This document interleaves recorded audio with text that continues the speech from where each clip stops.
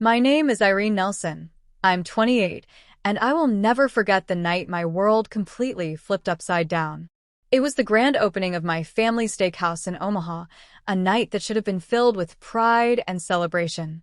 The room buzzed with clinking glasses and forced smiles, but an uneasy tension hung in the air. My father, his face red with anger, pointed directly at me in front of everyone. "Get out and never come back," he roared. My mother raised her glass with a mocking smirk, her eyes icy and unforgiving. I froze, my heart hammering as every gaze turned toward me. Without a word, I walked out, slamming the door behind me, vowing never to return. Outside, the bitter night wind lashed at my face. Yet, oddly, I felt a strange relief, as if a heavy weight had lifted, though it came with a sharp, indescribable ache. Weeks later, my cousin called, his voice trembling. "Your parents are in big trouble." Leaning back in my chair, I replied calmly, "I know. But what drove them there? If you were in my shoes, would you forgive or walk away forever?" Share your thoughts in the comments below. I wasn't always the one walking away from chaos. Growing up in Omaha, our family was the face of Nelson Steakhouse, a local legend where people came for juicy ribeyes and warm smiles. But behind the polished menus and sizzling grills, my home was a pressure cooker. My dad ran the place like a drill sergeant, barking orders at staff and us kids alike. He'd slam his fist on the table if I got a B instead of an A, snapping, "We're Nelsons. We don't settle." My mom, always draped in designer scarves, cared more about appearances than presence. She'd smile at customers, but snap at me for scuffing my shoes. Their expectations weighed on me like a coat I could never remove.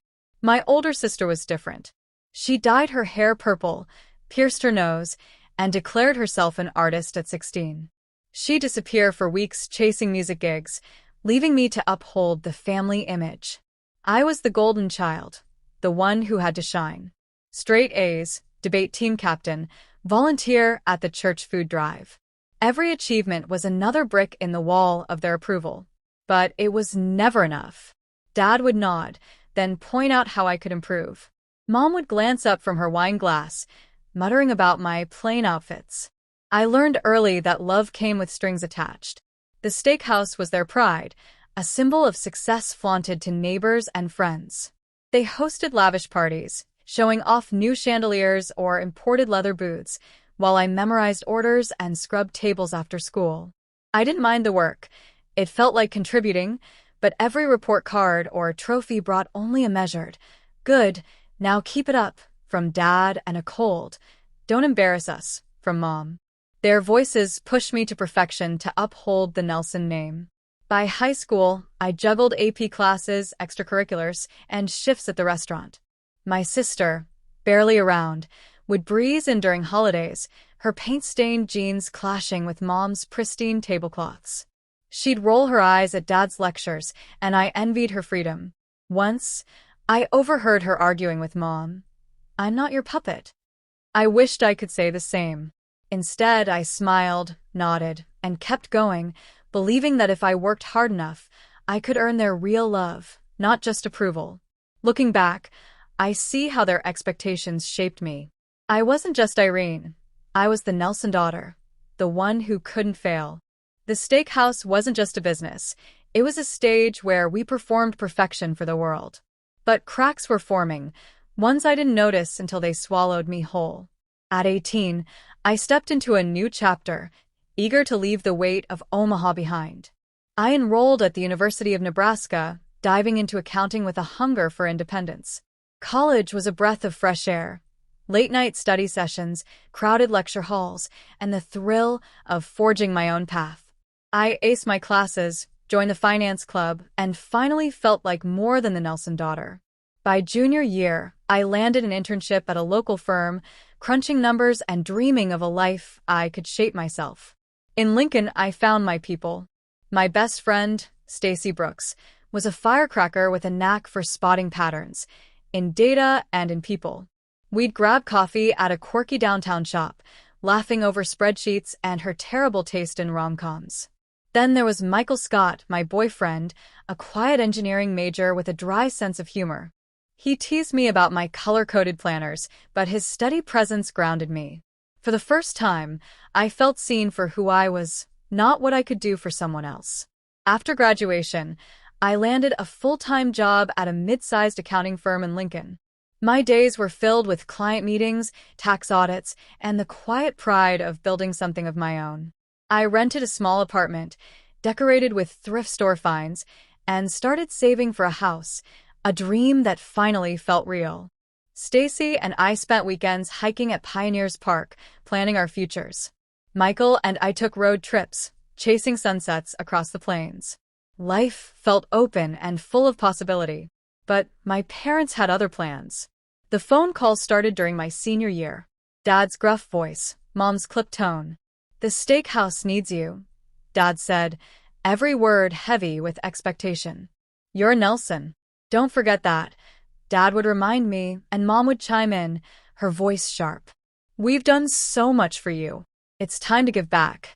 They called late at night, interrupting my study sessions or dinners with Michael. Each call dragged me back to Omaha, to that suffocating role of the perfect daughter. I tried to brush it off, telling myself they were just proud, just checking in. But the calls grew more frequent, more insistent. Dad would speak vaguely but urgently about the restaurant struggles. Mom dropped subtle hints about their sacrifices, reminding me how much they'd given up for me and my sister. I hung up each time with my stomach twisting, feeling the pull of their expectations. 2 years into my accounting job, a call from Dad changed everything. His voice was low, almost a growl. "The steakhouse is in trouble, Irene. We owe the bank $7,000. If we don't pay, we'll lose everything." I sat at my desk, staring at a spreadsheet, my heart sinking. Nelson Steakhouse wasn't just a business. It was their legacy, the anchor of our family's name. I pictured the bustling dining room, loyal customers, the neon sign glowing over Omaha. "We're counting on you," Dad added, his tone heavy with expectation. I didn't hesitate. "I'll cover it," I said, my voice steadier than I felt. I wired $7,000 from my savings, the money I'd been saving for a down payment on a house. It hurt, but I told myself it was temporary, a one-time fix to save the family. Dad promised they'd recover. Weeks later, he called again. "We need a little more help," he said. "Just $1,500 a month until we're back on track." I swallowed hard, glancing at my budget. That was half my rent, my dream of a home slipping further away. But I set up the monthly transfers, convincing myself it was my duty. Meanwhile, Mom's spending told a different story. On my rare visits to Omaha, I noticed the steakhouse's new polished oak bar gleaming under fancy pendant lights. Mom strutted around in tailored blazers, her wrists jingling with new gold bracelets. "Business is picking up," she said, waving a manicure hand at the revamped patio with its stone fire pit. I bit my tongue, but the numbers didn't add up. My transfers were supposed to keep the restaurant afloat, not fund Mom's shopping sprees. Once, I overheard her bragging to a customer about upgrading the vibe with custom curtains. I stared at the ornate fabric, my stomach twisting. That was my money, my future, hanging in those windows. I tried talking to Dad. "The restaurant's fine now, right?" I asked during a tense dinner. He shrugged, cutting into his steak. "It's a tough market. We need to stay competitive." Mom chimed in, her smile tight. "You're doing so well, Irene. We're proud of you for helping out." Her praise felt like a hook, pulling me deeper into their world. I nodded, but doubt gnawed at me. My savings were shrinking, my dream of a house slipping further away. Stacy saw through it. Over lunch in Lincoln, she leaned across the table, eyes sharp. "They're using you, Irene. That new bar, those bracelets, you're paying for it all." I brushed her off, but her words lingered. Michael was less subtle. "You're killing yourself for them," he said one night, his voice low as we sat on my couch. "They don't even say thank you." I wanted to argue, to defend my parents, but I couldn't. Every month, I sent $1,500. Every month, Mom showed up with something new, a designer purse, a sleek watch. I felt like a cog in their machine, spinning endlessly to keep their world turning. I kept hoping they'd stop asking, that the restaurant would stabilize. But the calls kept coming, each one a reminder that I was still the golden daughter, tied to their dreams instead of my own. I stared at my bank statements, watching my future drain away, and wondered how much longer I could keep this up. For 3 years, I'd been sending money to keep Nelson's Steakhouse afloat, but the weight of it was crushing me. My parents' demands didn't stop. They grew sharper, more personal. During a rare Sunday dinner in Omaha, Mom set her wine glass down and fixed her eyes on me. "Irene, your job sounds so ordinary," she said, dripping with disdain. "Filing taxes all day, you could aim higher." I clenched my fork, forcing a smile. Then she turned to Michael, who joined us. "And your boyfriend? He's sweet, but so boring. Don't you want someone ambitious?" Michael's face tightened, but he stayed silent, slicing his steak deliberately. I wanted to snap back, but Dad's stern glance kept me quiet. Back in Lincoln, Stacy dropped a bombshell. We were at our usual coffee shop, her laptop open to a spreadsheet she'd been digging into for a client. "Irene, I found something," Stacy said, her voice low. "Your parents took out another credit line on the restaurant. $20,000. They didn't tell you." My stomach dropped. I'd been pouring my savings into their business, and they were racking up secret debt. Stacy slid her laptop toward me, showing the bank records she'd accessed through a mutual contact. "They're playing you," she said, her eyes fierce. I stared at the numbers, my hands trembling. All my sacrifices, my house, my plans, were being swallowed by their lies. That night, I confronted Dad over the phone. "Is it true? Did you borrow more money?" I asked, my voice shaking. He paused, then sighed. "It's just business, Irene. You wouldn't understand." His dismissal stung, like I was still a child incapable of handling the truth. Mom jumped in on speaker, her tone icy. "You're overreacting. We're building something for the family." I hung up, my chest tight with anger. They weren't just using my money, they were hiding their schemes behind it. Michael was reaching his limit, too. One evening, as we walked along the Platte River, he stopped and faced me. "Irene, you're letting them control you," he said, his voice low but firm. "Every month you're stressed, checking your bank account, skipping plans with me to save money. It's killing us." I flinched because he was right. Our dates had become rare. Our conversations short. I'd even canceled a weekend getaway because I couldn't afford it after sending my parents another payment. "I don't know how to stop," I admitted, my voice barely a whisper. Michael's eyes softened, but he shook his head. "You need to choose them or us." I lay awake that night replaying his words. Stacy's warning echoed too, cutting through my denial. My parents' criticism wasn't new. Mom had always picked apart my choices, from my clothes to my career. But now, their secret loan and her jab at Michael felt like a deeper betrayal. I had given up so much to keep their dream alive, and they were tearing down mine. I wanted to believe they'd change, that they'd see me as more than a resource. But the truth was sinking in. They never would. And that realization was about to push me to my breaking point. The grand opening of Nelson Steakhouse's new branch in Omaha was supposed to be a triumph, a glittering showcase of my parents' ambition. I arrived in a simple black dress, my nerves frayed from months of tension. The dining room sparkled with crystal chandeliers as waiters weaved through a crowd of local bigwigs and loyal customers. I forced a smile, playing the beautiful daughter one last time, though my heart wasn't in it. I scanned the room, hoping to avoid another lecture from Mom or Dad, when my cousin Patricia pulled me aside. "Irene, I heard about your loan," she said, her voice low but carrying over the chatter. "You paid off their debt, didn't you? That's incredible." Her words hit like a spotlight, exposing the secret I'd kept buried. Heads turned. Conversations faltered. My face burned as Dad's eyes locked onto mine from across the room. His jaw clenched, his steps heavy as he stormed toward us. "What did you say?" he demanded, glaring at Patricia. She stammered, confused. "I just meant Irene's help with the restaurant." "Enough," Dad roared, his voice slicing through the noise like a blade. Get out, Irene. Get out and never come back. The room fell silent, glasses pausing mid-clink. My heart pounded, my legs rooted to the spot. Mom stepped forward, raising her wine glass, a smirk curling her lips. You heard him, she said, her tone icy, her eyes glinting with something cruel. The crowd parted, their stares drilling into me. Patricia's face paled, her hand reaching for mine, but I pulled away. I wanted to scream, to call out their lies, the secret loans, the endless demands, the way they drained me dry. But my throat tightened, the words trapped. I saw Dad's red face, Mom's cold amusement, and something snapped inside me. This wasn't my family. It was a trap I'd been too blind to see. I turned, my heels clicking on the polished floor, and walked out. The heavy glass door slammed behind me, the sound echoing in my ears.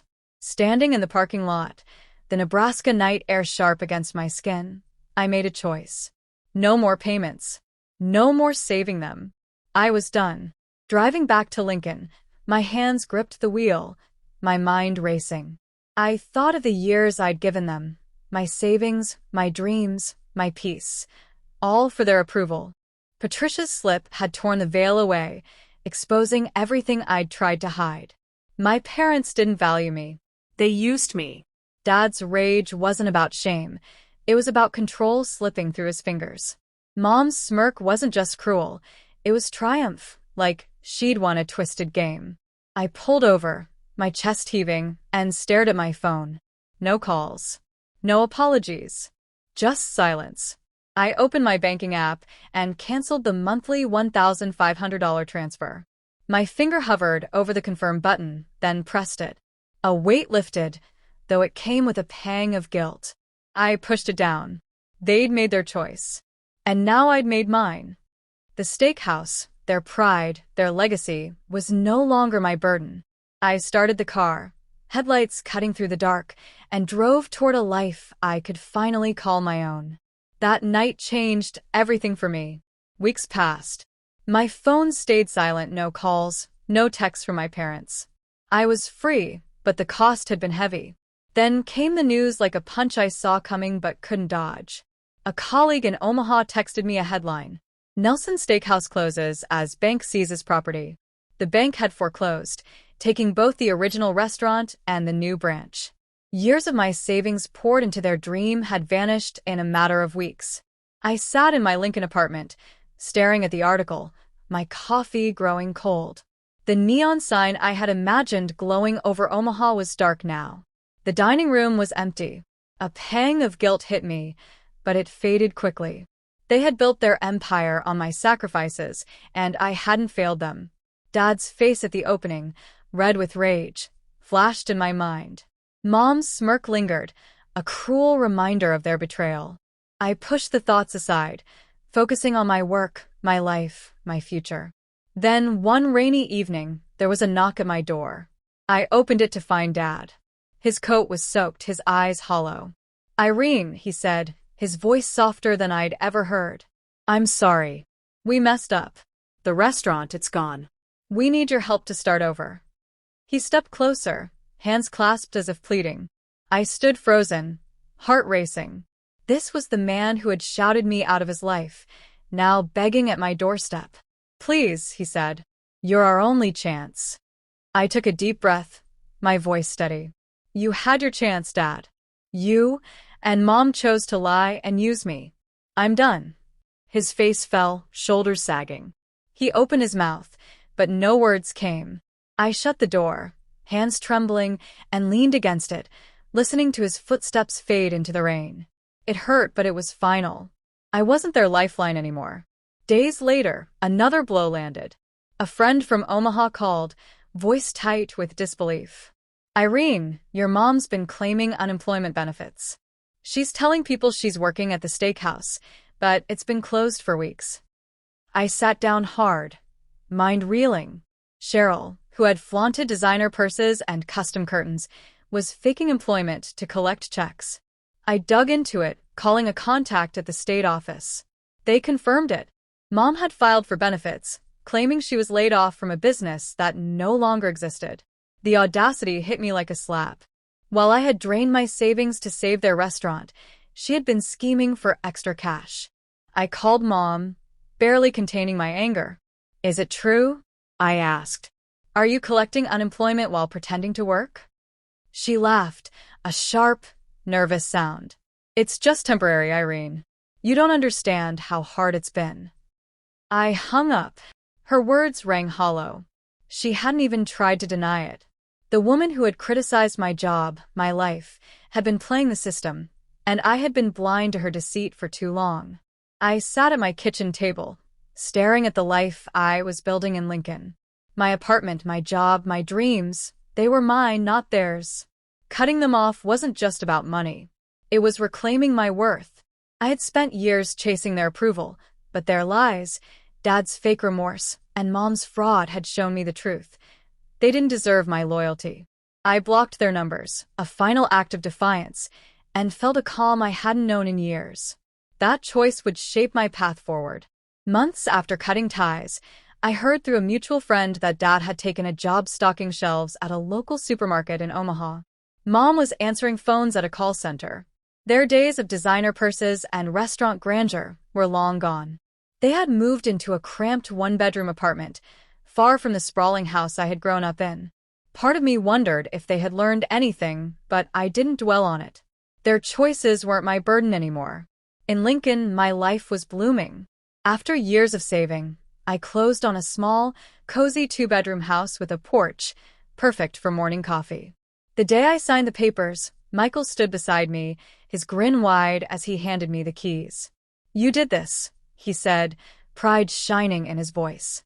We spent evenings painting the walls, picking out furniture, and planning a future that was ours alone. For the first time, I felt like I was building something that couldn't be taken away. I didn't forgive my parents, and I wasn't sure I ever would. Their lies, the secret loans, Mom's unemployment fraud, Dad's hollow apologies, they had shown me who they were. I had spent years trying to be the daughter they wanted, sacrificing my dreams to prop up theirs. Walking away from the steakhouse that night, I had chosen myself. It wasn't easy. Guilt crept in sometimes, whispering that I had abandoned them. But I had learned a hard truth. Love doesn't mean letting people use you. Setting boundaries wasn't selfish, it was survival. Michael and I hosted a housewarming party, filling our new home with laughter and friends. Stacy came, her sharp wit lighting up the room as she teased Michael about his questionable grilling skills. The air was warm, the music soft, and for once, I wasn't looking over my shoulder, waiting for a call from Omaha. I stood on the porch, watching the sunset paint the sky, and felt a peace I hadn't known was possible. My parents' world had crumbled, but mine was just beginning. Looking back, the lesson was clear. Family is supposed to lift you up, not pull you down. For years, I had let Dad's expectations and Mom's manipulations define me, thinking that was love. But real love, my love for Michael, my friendship with Stacy, my commitment to myself, demanded respect, not sacrifice. Setting boundaries with my parents wasn't about cutting them out. It was about protecting my dignity, my happiness, and the life I deserved. I had spent too long trying to save them, only to realize the only person I needed to save was me. That lesson would be my compass for the years ahead.